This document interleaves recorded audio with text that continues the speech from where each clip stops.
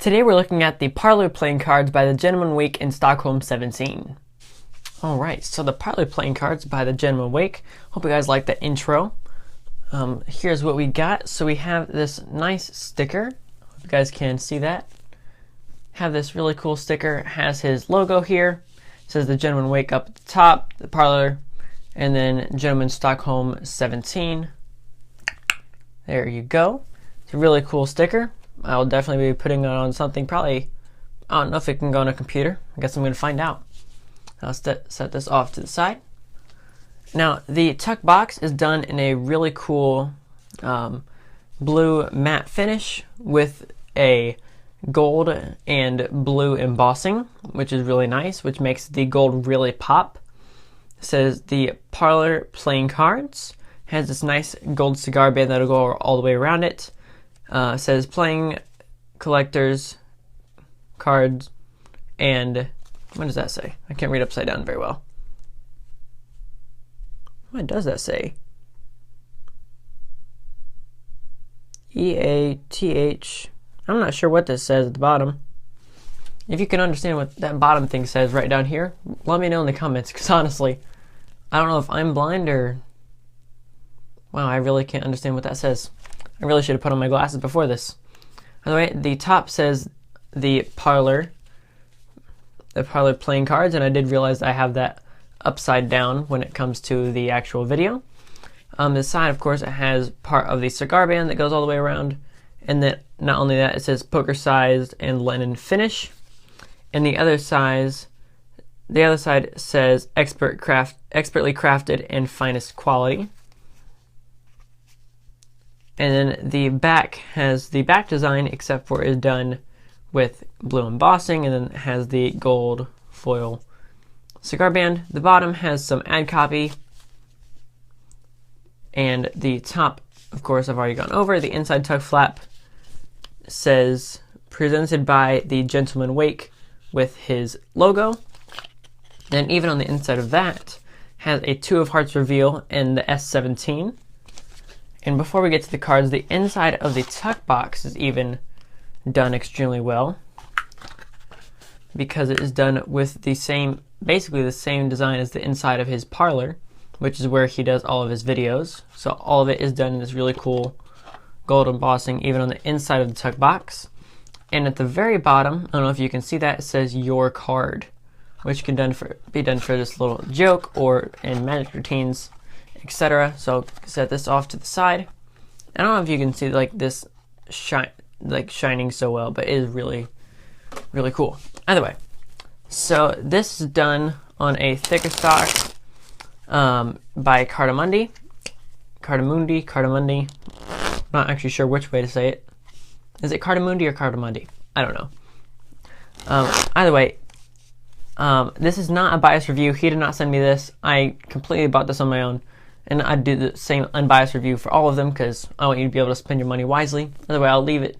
If you want to pick one up, if I can find a place for you to pick them up, I'll leave that down in the description anyways, just like I will for all of my deck reviews. But something else about this deck is I think if I'm going to make like a top 10 or top 5 favorite stocks or how they feel for playing cards, this would honestly be my number one, no questions asked. It has the best feel. It's thicker, but it's so soft. Like, this is the softest deck of playing cards. Like, when I design my own deck, I finally found what I'm gonna make mine like, because I've always found this is close to it, but it's never been quite right. This is exactly how I want my playing cards. They spring effortlessly, but they don't bend too much when you spring them. They are honestly just like butter. That's just the best way to describe it. And they're a little bit on the thicker side, so they'll be able to last for a longer time. And then for the back design, you're going to see this right here. So you have his logo, and then you have like this circle that goes around it, that goes around the inside, almost like a tally-ho circle back. And that is a lot like the casino games when you put the ball in and then it spins around. I'm losing the name for it right now. I don't know why I just lost it, but that's what it reminds me of. I don't know if that was purposeful or not. Then you have the 17, and then the beetles on both sides, and then a lot of like flowery leaf designs. And then probably, what is that, a medium border? Yeah, probably about a medium border. And then I'm not really seeing any like hidden reveals or anything like that in the deck. Yeah, I'm not seeing anything like that, but it is honestly done with so much intentionality. It's unreal. Like, even just within it, there's so many individual strokes that must have just taken forever. Either way, it is a two-way design, so even if you take it here, you flip it over, you won't be able to see a difference, which is good for some tricks and also means you can't do it for others. But it is a two-way design, and now let me show you what the faces look like. Either way, so this is done this like blue, and there's different types of blue, so it's not like all one solid blue. That's another fun fact about this. So this is really done in a nice off-white, which I'm probably not going to do for my deck, but for this vintage feel that he's looking for, fits beautifully. And everything is never just a solid color, so it has some darker reds mixed into it, which is really cool, and it's an off-white, as I said before. Sometimes it's a little bit splotchy, which does give it that kind of more rustic feel. These are all custom numbers that are not in a standard font. Honestly, he probably came up with this font, or not him, but the people who actually created the cards, but he helped design. All done by the Gentleman Wake, Stockholm 17, tons of other people. But this is a custom font. Placement's all standard. Everything else is standard except for like the different coloring. I think all the shapes are standard. And then you have all of his courts are standard as well. So the Queen of Hearts is his wife, and they're always holding something a little bit unique. So clearly that's his wife. Then you have her holding a microphone. I'm not sure who the Jack of Hearts is. I do know that the rest of them are, I don't know if the rest of them have specific people, but I do know the rest of them are customized. This one has like a pipe. My uncle actually makes pipes, fun fact. This one he has a skull on his sword. Let's see, this one, it looks like a 9 on this side, but then an 8 on this side. So that's kind of strange. That there's like a little bit of a difference on both sides. And then we have one of the jokers. So I'll set these off the side. We have the jokers, and on this joker it says Joker. It says custom playing cards, only 17 cents. And then there's also a card reveal in the box. I'll let you take a look at that card reveal. It's kind of fun. There's a card reveal on both of them. It's a cool, nice dressed up fox. And if you know anything about me, I love to dress up. I usually try to tone it down a little bit for the videos, so I'm not just like dressing up in a suit in every video, because I own like 75 ties. But sorry, that's a little bit much. Then we have the rest of these. Let's see, let's find some more court cards. This one, she's holding like a horse on the top, and it has like a knife on the bottom. Then it comes with a blank card, which is great for magic. The Jack has this staff with a lion head on the top. The King of Hearts is the Gentleman Wake himself, with a 7 of diamonds reveal. The Queen has a ink feather pen.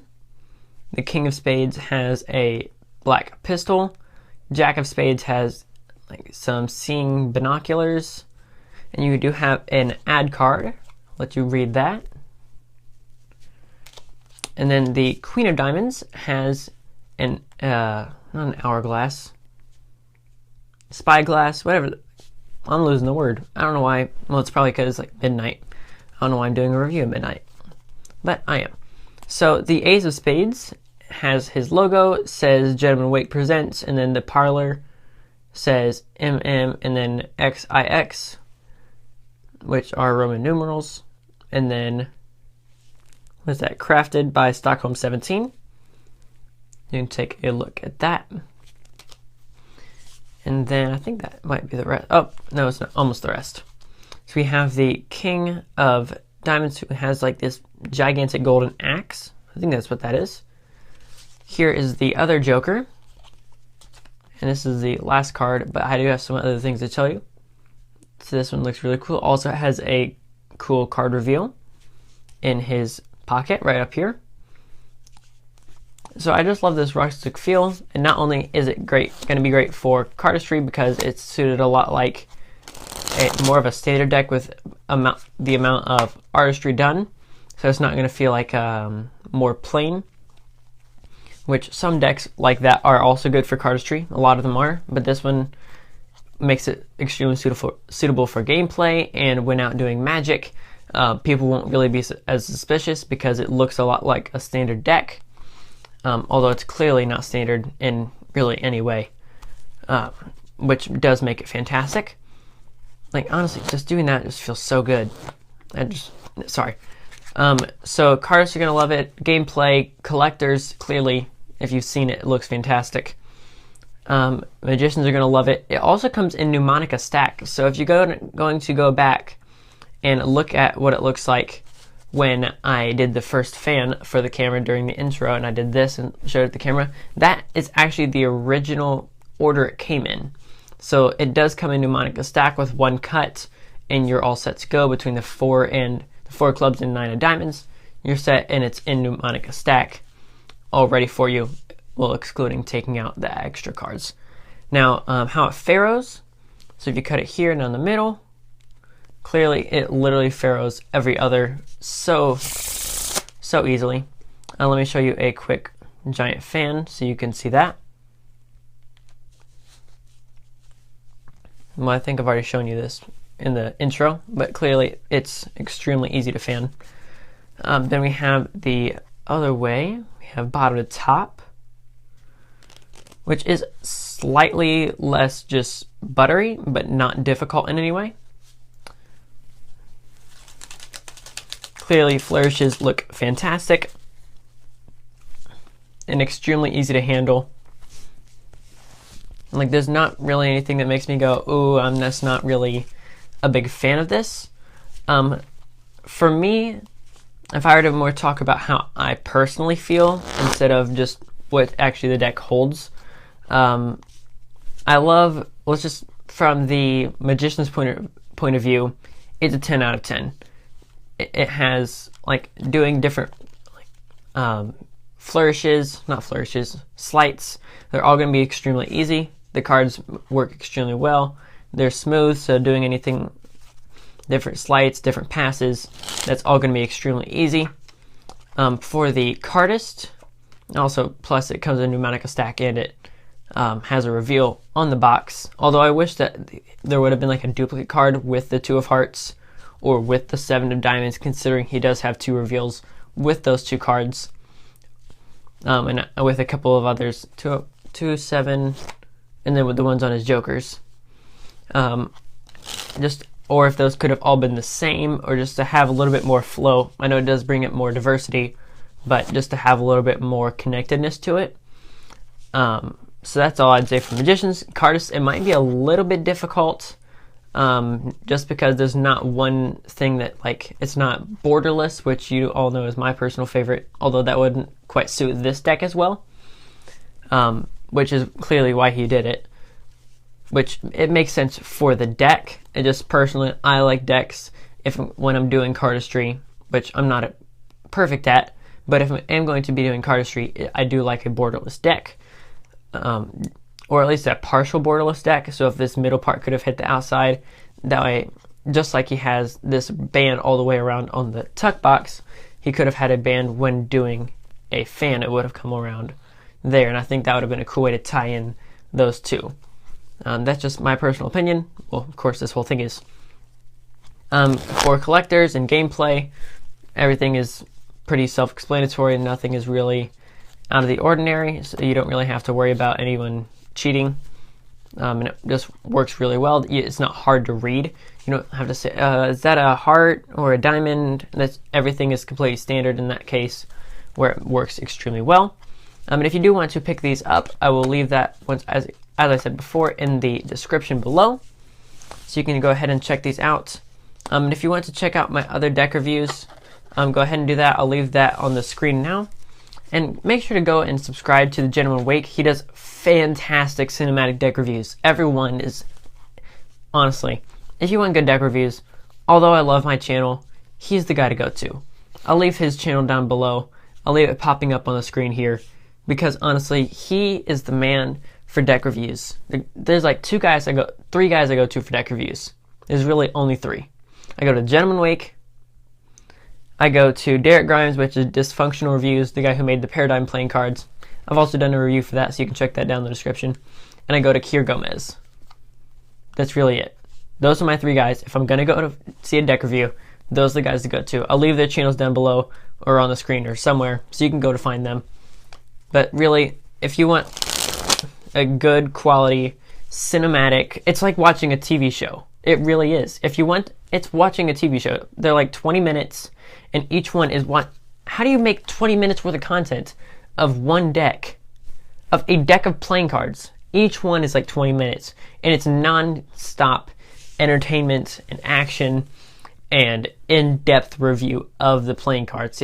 It's ridiculous. He's collaborated with so many big-time names at such a small channel of like, well, I can't really say small channel. He has like way more than I do. He has like 5,000, 10,000, somewhere up, probably about 5,000, if I had to guess.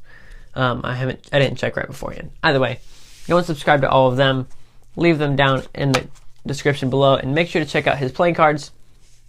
Not only did he come out with this blue variant, he came out with the red edition, and a black edition with they were black and gold with gold gilding, and then there was a green Dynastide deck which was also beautiful. I just didn't have the finances to pick them all up. If I do ever come across them, I will make sure to review them for you, because this is honestly, it's such a beautiful deck. It's such a beautiful deck. That's really all I can say. I don't even know how to describe it anymore. I'm hoping to sometime in 2020 come out with a like top 10 favorite decks and tuck boxes and designs and etc. and etc. This will be, as of right now, the #1 deck for quality of stock and finish and cut.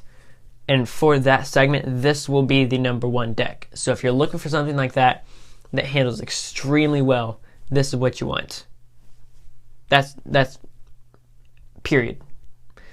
I'll catch you guys on the next one. Make sure to check out some of those other deck reviews. Love you guys. Thank you guys so much for helping me get to this point. If you guys haven't entered the giveaway already, I will leave that on screen or somewhere down the description. I'm giving away a deck of cards, whatever one you choose. So make sure to go and enter that giveaway. I'll catch you guys in the next one. This is Card Perfect, signing off.